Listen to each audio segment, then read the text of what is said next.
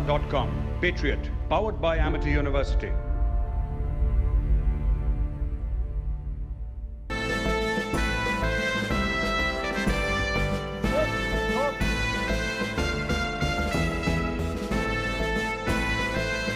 In 1967, the Indian Army set up a counter-insurgency school near Shillong. In 1970, that school was shifted to Verangte in Mizoram. The first commandant of the school was Brigadier Matthew, under the instructions of the then Eastern Army commander, General Sam Manekshaw. He set up this wonderful facility here in the middle of the Mizo jungles. He also created what is perhaps one of the most difficult short runs of the Indian Army. This run is 3.2 kilometers long, and it is rightly called the Matthew Mad Mile.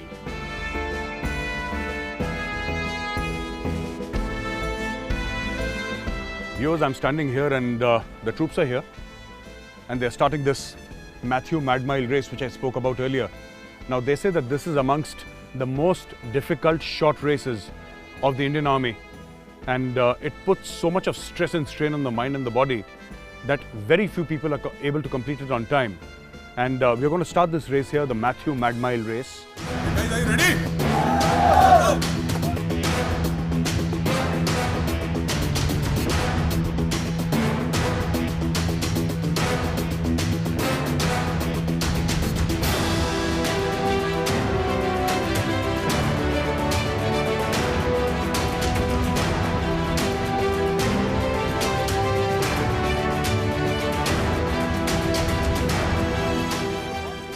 49, 52. These guys, they run like the wind. I mean, the Matthew Mad Mile race, it's undulating ground. You go up, you come down. It's inhuman. But these guys, you know, the first guy who entered was 11:35. I can't imagine anybody completing this in 11:35, 11 minutes, 35 seconds. The first guy runs in, the first soldier. Fantastic timings. They're still running. They're running like the wind. Viewers, this is the Matthew Mad Mile, perhaps the most difficult short race of the Indian Army.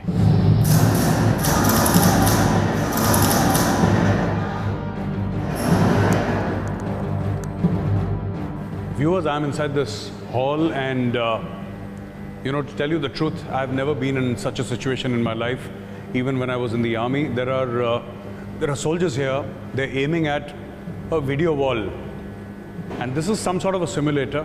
I'm joined here by Major Atish Kumar from the Punjab Regiment, and he's the officer who trains all these soldiers in this, and I'm going to speak to him and find out, because this is going to be a new learning for me also. Major Atish, welcome to Patriot. Thank you, sir. So, what can you tell me, Major Atish, what is this? I don't know what this is.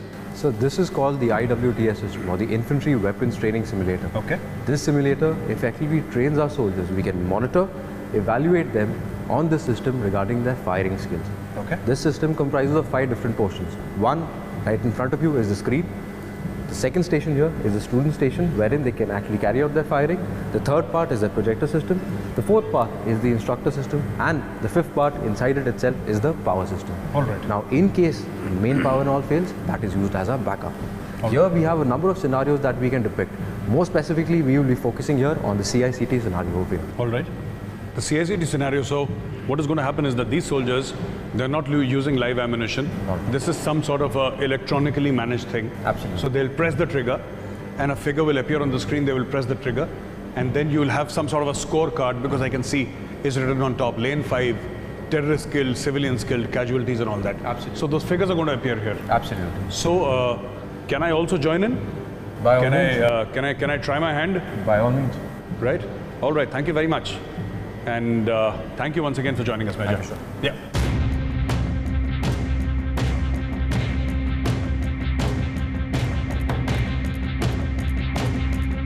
There are a total of 10 lanes here. I'm in lane number 6.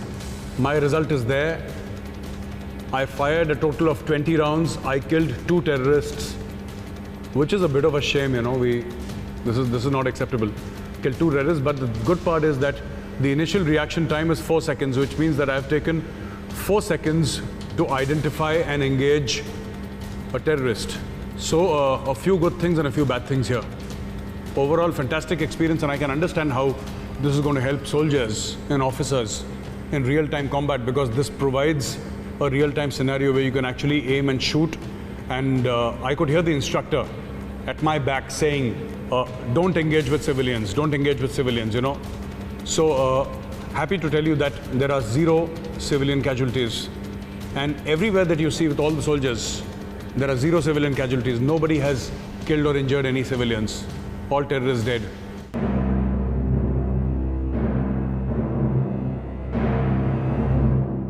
Viewers, this here is the newest toy of the Indian Army. This is called Brugger & Thomet MP9, Machine Pistol 9. And this is a Swiss-made weapon, a 9mm weapon.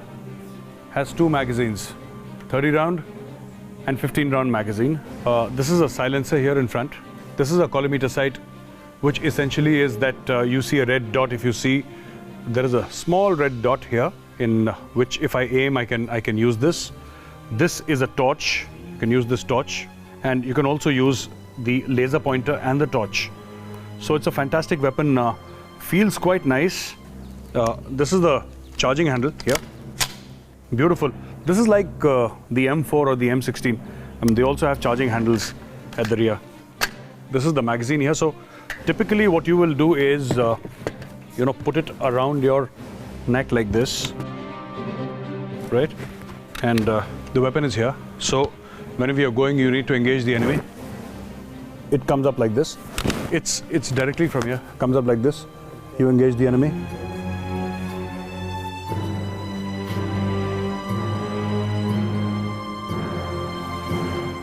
And I have not used this weapon, I have not fired it yet, but people say that it's extremely stable, fantastic weapon, and it has Picatinny rails here, so you can put all the gadgets that you want, right?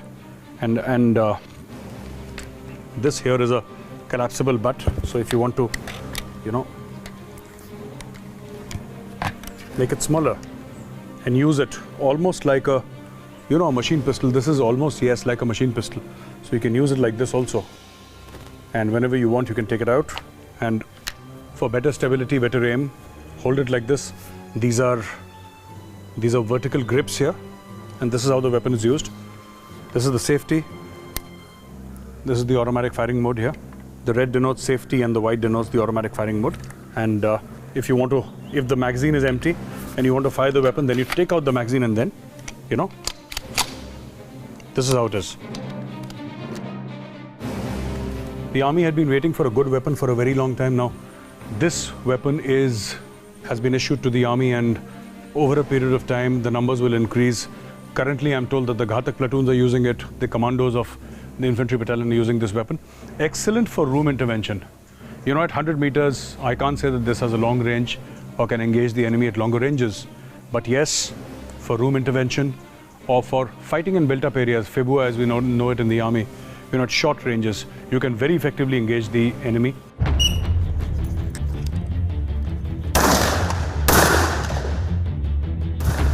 Viewers, you just saw the training at the IWT, as the Infantry Weapon Training Simulator, which was done to train soldiers and officers on how to fire accurately and, actually how to engage the enemy, given the short time frame. Now, you have also seen here how a soldier can fire from 3 positions: the standing position, the kneeling position, and the lying position, using both his shoulders.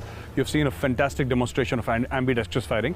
And I'm going to introduce you to the Ustad who has done it and who is the person responsible for this fantastic demonstration.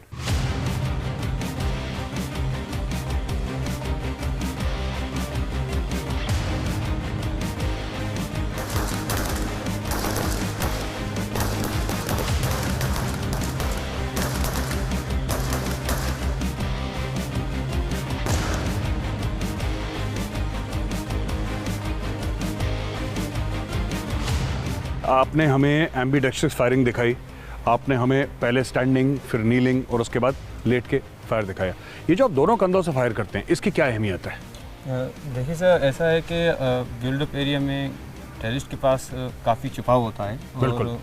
उसे हमें neutralise करने के लिए कुछ एक second का ही एक्सप्लोजर मिलता है। बिल्कुल। तो इस फायरिंग टेक्निक का ये मकसद है कि हम एक फायरर को इस काबिल बनाएं ताकि वो उन्हीं चंद सेकंड के अंदर टेररिस्ट को एम ले और उसे मार गिराए। एक बात बताइए उस्ताद, आपने तो एक्यूरेटली अपने सारे टारगेट हिट करे, लेकिन ये कितना मुश्किल है? कितने साल लगे आपको इस महारत तक पहुंचने के लिए? कितने साल लगे? देखिए ये मुश्किल तो है, पर प्रैक्टिस जो है वो इसको हम यहाँ पे जो लिको कोर्स चलता है उसमें 2 मंथ का कोर्स होता है, जिसमें हम उनको रिफ्लेक्स फायरिंग और साथ साथ और अलग प्रकार की फायरिंग उनको सिखाते हैं, जिसमें हम स्टूडेंट्स को तैयार करते हैं कि वो इस काबिल हो जाएं ताकि ऐसी कहीं मौका होता है तो वो दोनों शोल्डर्स का इस्तेमाल करके टाइमिंग के साथ फायर करें और टेररिस्ट को किल करें। अच्छा उस्ताद, मेरा आखिरी सवाल आपसे ये है कि कोई नया स्टूडेंट आता है, कोई लोग तो ऐसे भी आते होंगे जो फायरिंग में इतने अच्छे नहीं हैं शुरू में, और आप इनको एक हाई लेवल की फायरिंग सिखा रहे हैं, तो शुरू में तो दिक्कत होगी, जो सीधे कंधे से ही फायर नहीं कर पा रहा अगर ठीक से, तो दोनों कंधों से फायर करना तो मुश्किल होगा। तो क्या कोई खास आप ट्रेनिंग टूल्स इस्तेमाल करते हैं, कोई खास मोटिवेशन देते हैं या कोई खास उनको ट्रेनिंग देते हैं कि जिससे वो ठीक से फायरिंग कर पाएँ दोनों कंधों से? उसके लिए सर हमें मोटिवेशन तो उनके लिए तो इम्पॉर्टेंट है, और साथ ही साथ उनको यहाँ पर एक इंडोर रेंज जो IWTS है, जिसमें उनको हम लेफ्ट आई और राइट आई का कॉम्बिनेशन उनको सेट कराते हैं। बिल्कुल। और लेफ्ट शोल्डर और राइट शोल्डर का वहाँ पे वो फायर करते हैं। उसके बाद यहाँ पे उनको ऑन ग्राउंड लाइव फायर कराया जाता है ताकि वो उस मकसद में कामयाब हों। अच्छा, तो उस्ताद आप ये कह रहे हैं कि हमारे पास ऐसे पूरे ट्रेनिंग टूल हैं मौजूद यहाँ पे, जी हाँ, कि जिससे हम लेफ्ट शोल्डर और राइट शोल्डर से फायर करके और एक फायरर को दोनों कंधों से फायर करने का महारत सिखा सकें, उसको हासिल हो सके उसको। ठीक है, पेट्रियट में शामिल होने का बहुत बहुत धन्यवाद आपको उस्ताद, thank you. You know, I was just speaking to the instructor here, and he says that there is constant and consistent use of training tools here, whether they are virtual reality or whether there are video games or other factors, where people are finally taught and then they're brought on the range and they fire hundreds of rounds of ammunition and they are taught how to fire from both the shoulders. This is very important because if you're a right-handed person, you know, you will automatically try to fire from this shoulder. But suddenly if I ask you to fire like this, you might not be able to aim properly.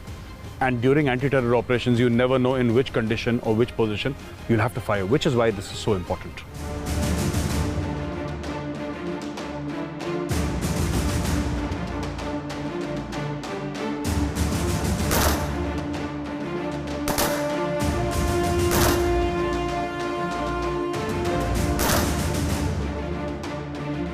Viewers, you've just seen firing here, and this is called the Queen's Fire.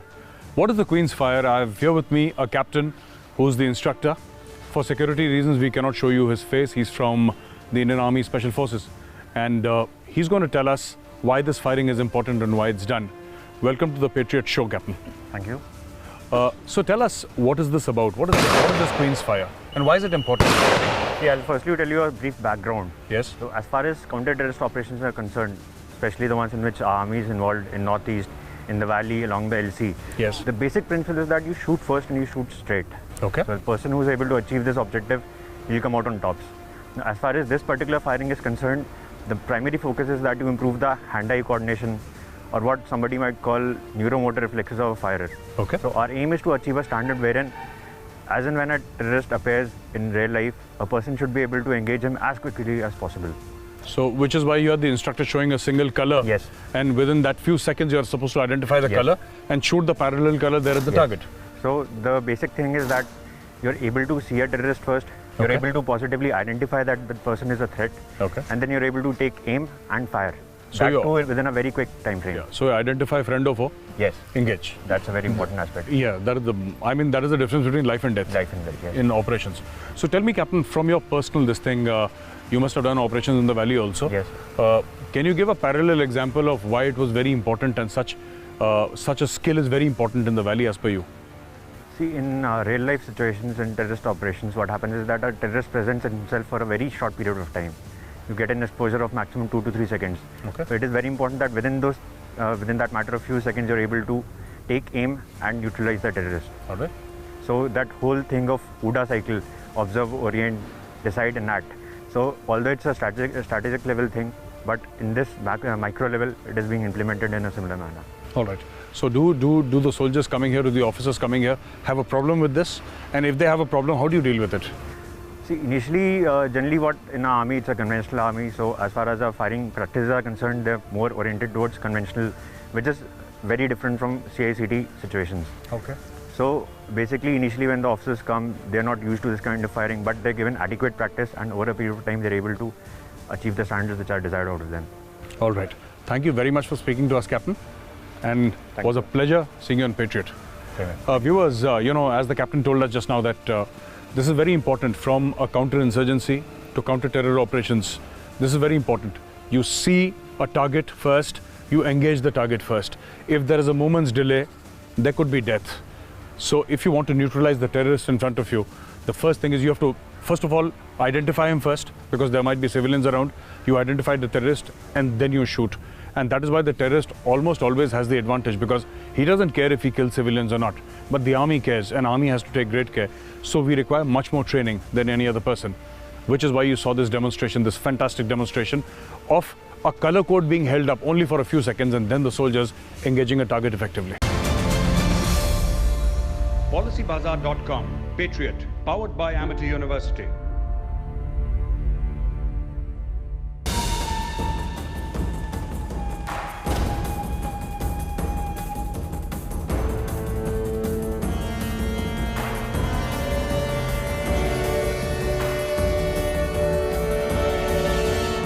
IEDs, improvised explosive devices, are the new reality of war. In India, in Kashmir, the Northeast, or the Red Corridor, IEDs are the new weapons that the terrorists or militants use to target security forces. All over the world, they are seen as a new weapon of destruction. Today, here we have an officer of the Indian Army who's briefing his troops who are about to embark on an ROP. An ROP is a road opening party. They will go through the road in front. They will check for any IEDs and make sure that the road is safe for soldiers to walk through. ROP party ready है? आज हमारे पास एक important task है ROP का। आपको खबर मिल गया होगा, हमारा कॉन्वॉय आज लैलापुर से आइजवाल तक जा रहा है। तो ये स्ट्रेच हमारे को आरओपी की करके आईडीज ढूंढना है और वहाँ से आईडीज को क्लियर करना है। इसके अलावा कोई और थ्रेट होता है तो वो भी हमारे को देख के वहाँ से क्लियर करना है। आप आरओपी का ड्रिल सीखे हुए तरीके से करेंगे। कोई भी शकिया जगह मिलती है उसको सर्च किया जाएगा।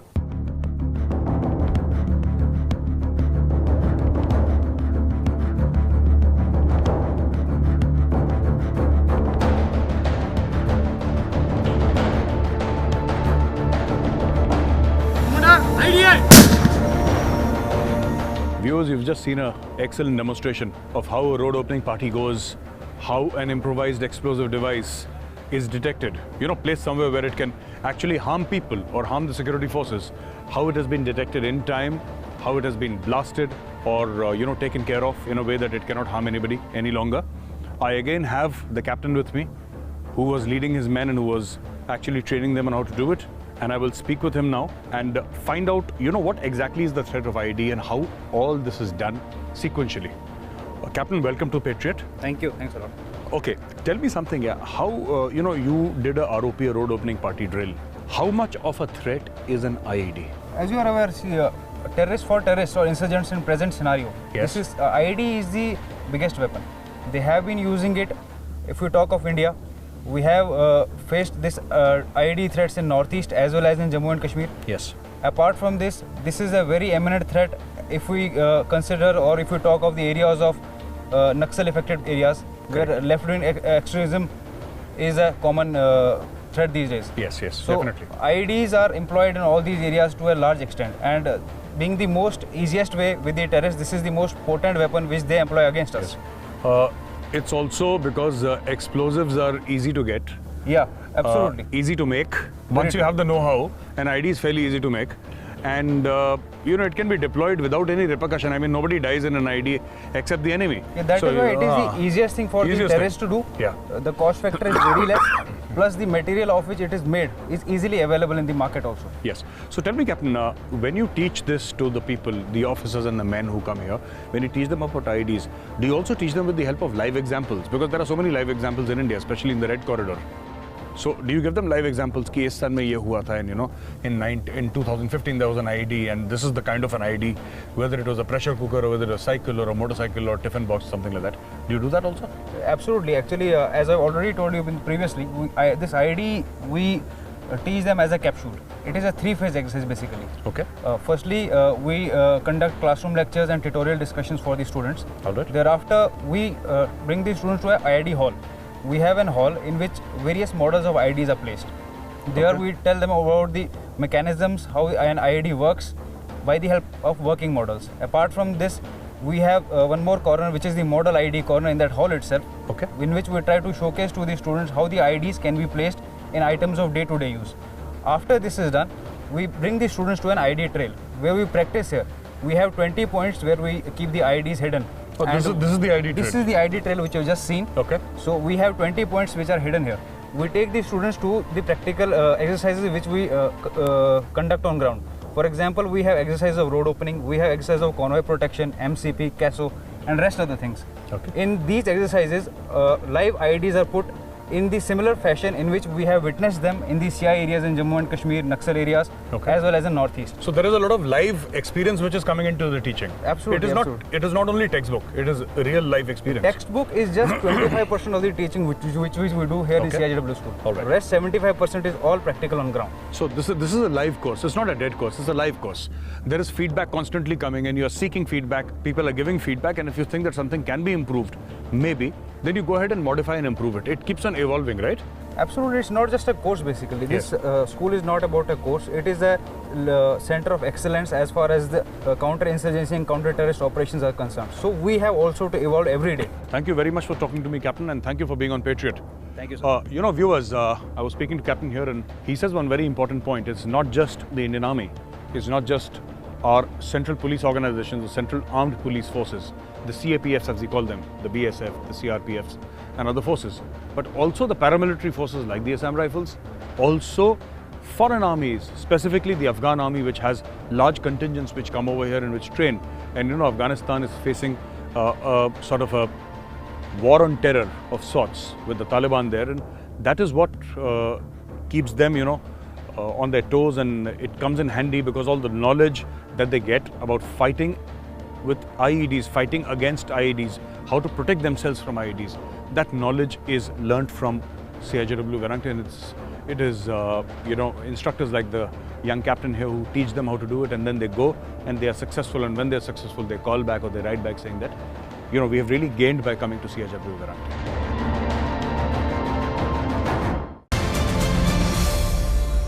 PolicyBazaar.com, Patriot, powered by Amity University.